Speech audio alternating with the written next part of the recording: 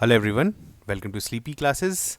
I am Anshuman and in today's 5 minutes we are going to cover a very important current affairs regarding economy. ठीक है, अब देखिए जो है ये जो करंट अफेयर्स होते हैं, ये जो हमारा सीरीज़ है इकॉनमी का करंट अफेयर्स, बेसिकली वैसी न्यूज़ हम लोग कवर करते हैं जो कि स्टेट पीसीएस के पॉइंट ऑफ व्यू से आपको इंपॉर्टेंट हो सकते हैं, या तो आपको objective type of question prelims में उसमें अगर आपको ऐसे क्वेश्चंस देखने को मिल सकते हैं जो कि थोड़े से फैक्चुअल ओरिएंटेड होते हैं, या इसके अलावा यहाँ पर से कुछ इन्फॉर्मेशन आपको मिल सकता है। तो अगर आप जैसे मेंस दे रहे हैं, फॉर एग्जांपल स्टेट पीसीएस का ही मेंस दे रहे हैं, तो वहाँ पर आप अपने जनरल स्टडीज़ में इकॉनमी में भी इसको कोट कर सकते हैं। ठीक है, तो आपके लिए जो है ये उसी तरह से डिज़ाइन किया जाता है।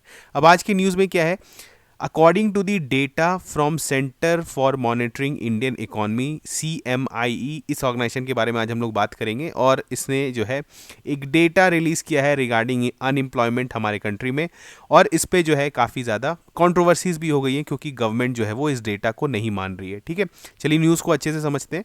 तो यहाँ पर क्या है, देखिए एक ऑर्गेनाइजेशन है, private organisation centre for monitoring Indian economy, जो कि पीरियोडिकली कुछ डेटा रिलीज करती हैं रिगार्डिंग जीडीपी ग्रोथ, अनएम्प्लॉयमेंट, ठीक है, इस तरह के जितने भी इंडिकेटर्स होते हैं इस पर डेटा रिलीज करती है।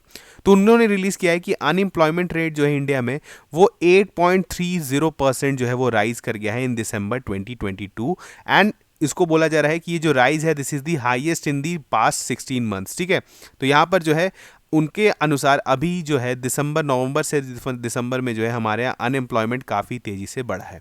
ठीक है, अब थोड़ा सा समझते हैं। और उन्होंने क्या बोला है, उन्होंने बोला है कि अर्बन अनएम्प्लॉयमेंट जो है वो राइज कर गया है 10.09% इन दिसंबर फ्रॉम 8.96% इन नवंबर, और रूरल अनएम्प्लॉयमेंट जो है वो 7.44% से जो है वो क्या मूव कर गया है फ्रॉम 7.55%। ठीक है, तो ये जो है डेटा इन्होंने रिवील किया है regarding urban unemployment and rural unemployment, और इस दोनों में देख रहे हैं आप काफ़ी गैप देखने को मिल रहा है।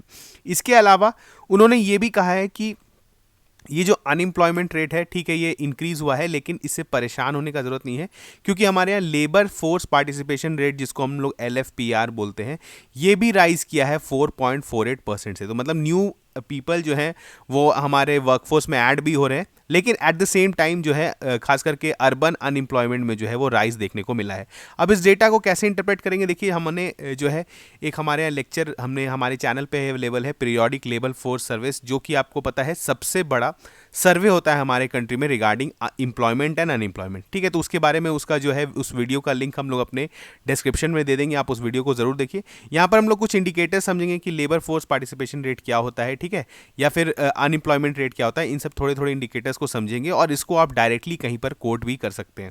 अब देखिए CMIE के बारे में जानते हैं, तो centre for monitoring and Indian economy, this is a private organisation. अगर आपसे क्वेश्चन पूछा जाता है, इसका नाम इस तरह से है कि बहुत लोगों को कंफ्यूजन हो जाएगा कि कहीं ये कोई गवर्नमेंट ऑर्गेनाइजेशन तो नहीं है या फिर कोई लेबर मिनिस्ट्री का कोई एक बॉडी तो नहीं है, लेकिन this is a private organisation. और इसको क्या है, CMIE is a privately owned and professionally manage company headquartered at Mumbai.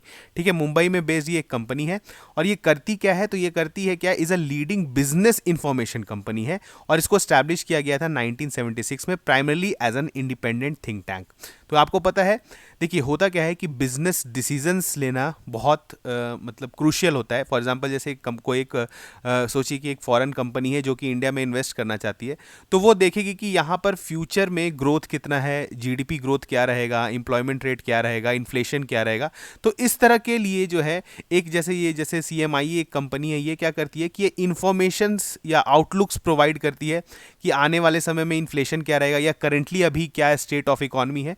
तो ये सारा चीज़ जो है एक तरह से प्राइवेटली इनका जो सर्वे होता है ये भी ये प्राइवेटली ही करते हैं, ना कि ये NSO का डेटा पे पब्लिश करते हैं।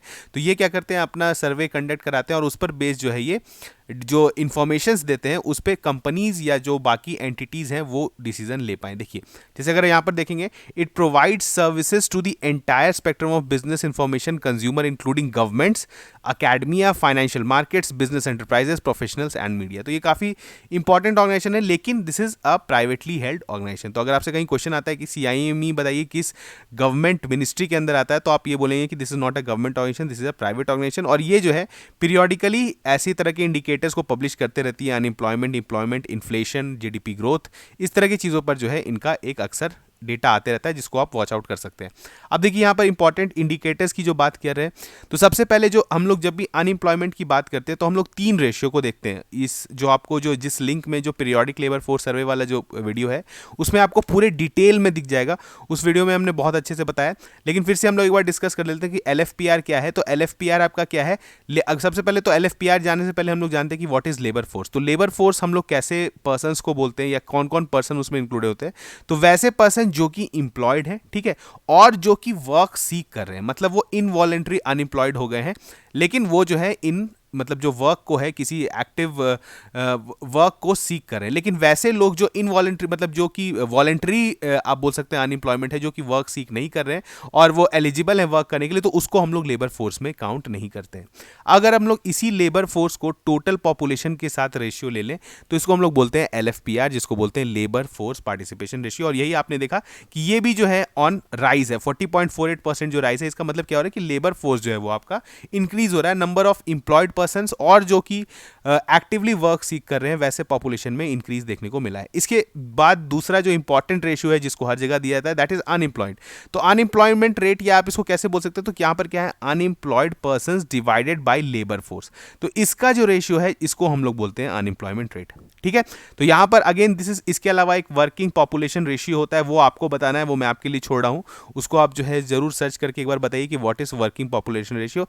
ये तीनों इंडिकेटर्स जो है जब भी आपसे रिलेटेड रिगार्डिंग अगर इंप्लॉयमेंट अनएम्प्लॉयमेंट अगर आपके पास कुछ भी आंसर लिखने को आता है तो आप इस तीनों डेटा को कोट कर सकते हैं, और आपको इसके बारे में पता होना चाहिए कि इस इंडिकेटर में हम लोग इसको मेजर कैसे करते हैं, ठीक है। अब देखिए जो अभी हमने बोला कि देखिए CMI ने जो डेटा रिलीज किया है तो इसको गवर्नमेंट ने आउटराइटली रिजेक्ट कर दिया है कि इस तरह के डेटा का कोई वैलिडिटी नहीं है।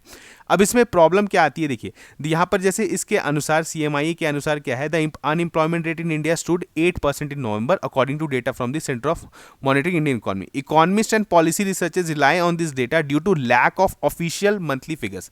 यहाँ पर अगर आपसे कहीं क्वेश्चन आता है कि हम लोग CMI जैसे ऑर्गेनाइजेशन के डेटा को देखते क्यों हैं, जबकि हमारे पास आपको पता है ऑफिशियल हमारा ऑर्गेनाइजेशन कौन है, NSO, ministry of statistical and programme implementation के अंदर जो है जो PLFS कंडक्ट कराते हैं।